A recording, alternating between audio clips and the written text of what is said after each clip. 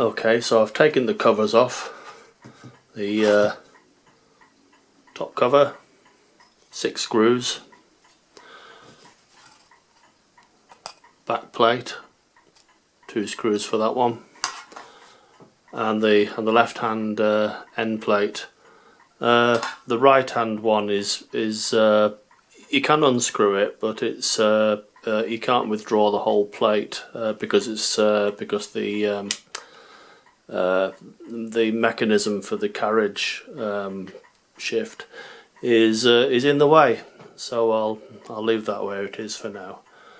Okay, the next thing to do, I'll do it. I think I'll do it live. Is to take the control register off. And this is the this thing on the back here with the numbered wheels. And just 4 screws.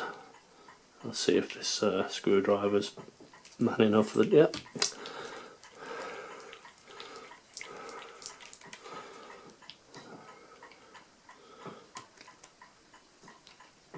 Could probably do with a slightly bigger screwdriver, but it seems to be doing the job.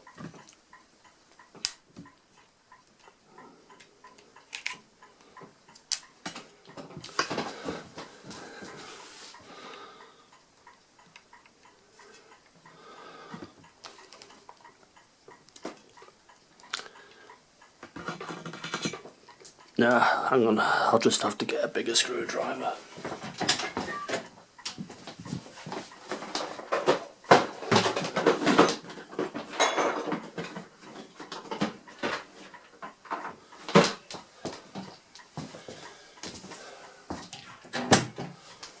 Okay, here we are again.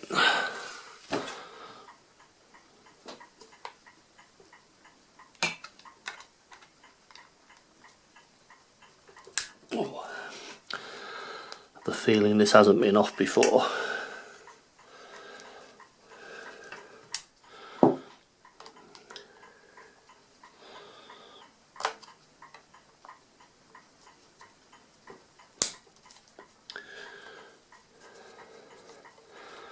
Alright, so there's the screws off.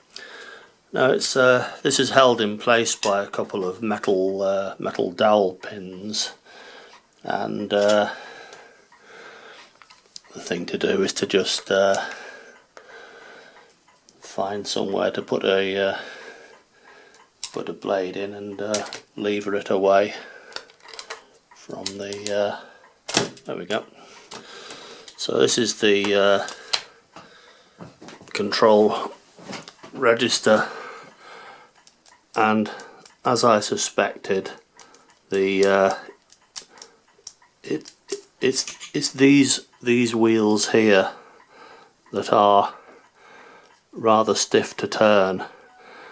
So I'll get some WD-40 on that at some point, and that's just filthy. That'll clean up nicely. To illustrate the point about the pinwheel rotor being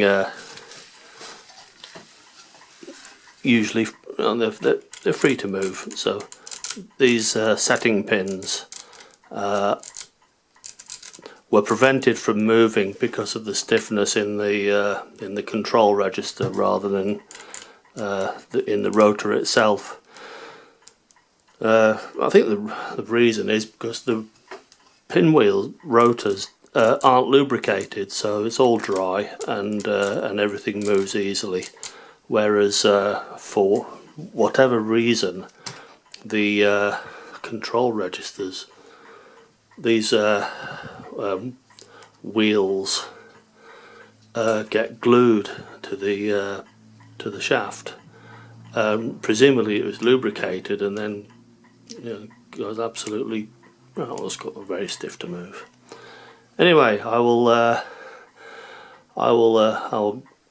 go away and lubricate that and clean it up a bit. See you later.